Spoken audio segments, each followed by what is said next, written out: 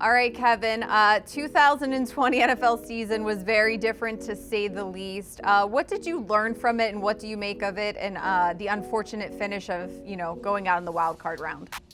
The season was different for everybody in the National Football League, and it reflected of course, of what was going on in the world. So our part in a different environment was just something that was dealt that we all had to deal with.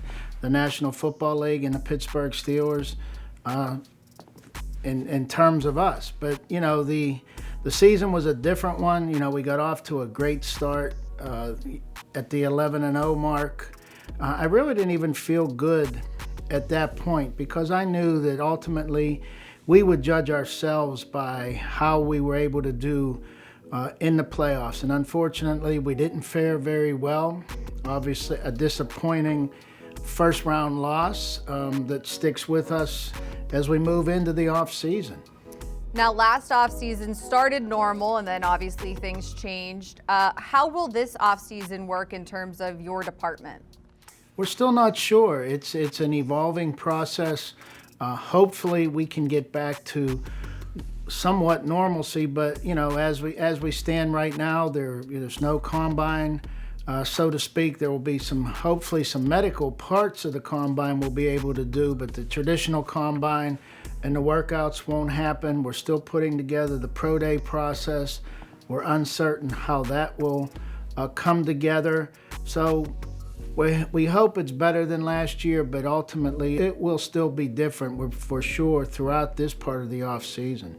Okay, now around this time last year, you had signed a 1-year contract extension to stay with the Steelers. Will this be your last draft, or do you continue to hang on for a little bit longer?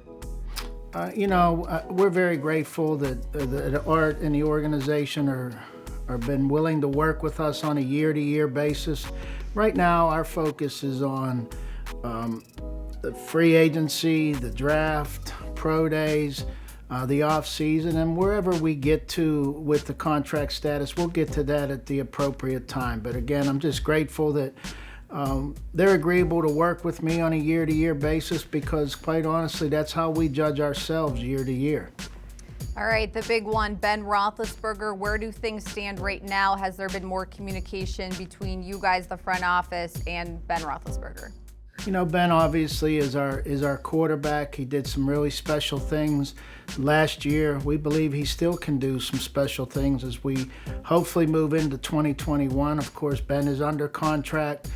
We have some salary cap implications, not only with him, but with a lot of players and potential new players.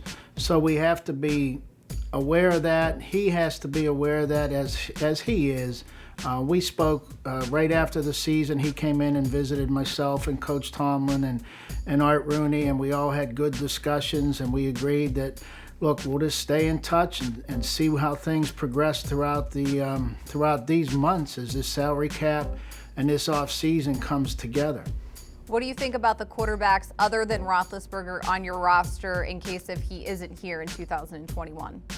Well, really, we have Mason Rudolph, and Mason did a real good job in that game he played and started against Cleveland in the finale of the season.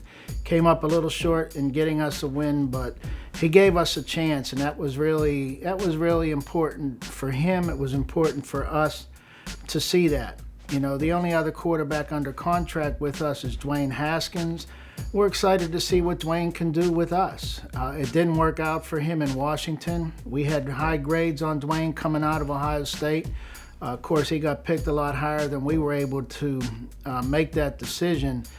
And, it didn't work. So he's a young, talented quarterback that we're anxious to see what he can do once he gets in here and gets working with us.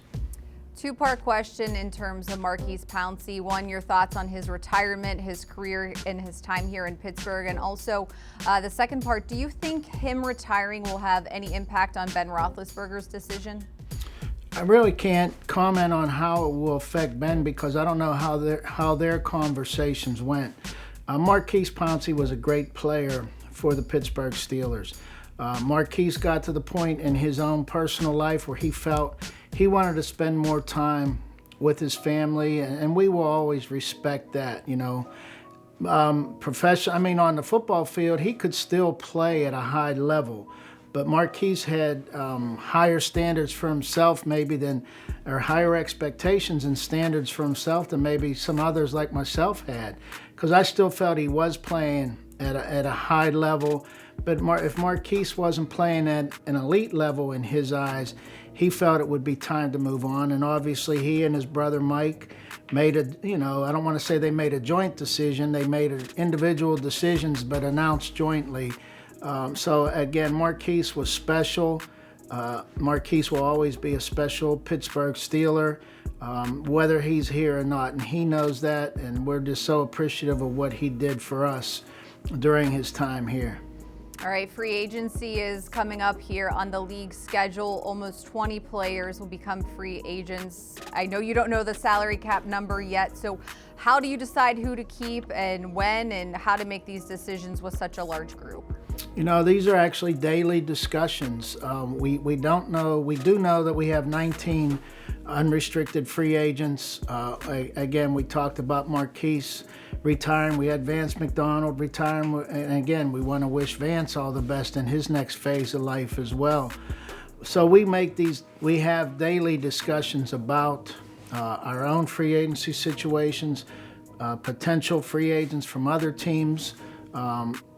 We'll start those meetings next week. We're moving through the draft development process. We're getting a better feel for what our alternatives might be in that phase of things. So it's a daily discussion. There'll be players that get cut throughout these next few weeks that will be added into those discussions.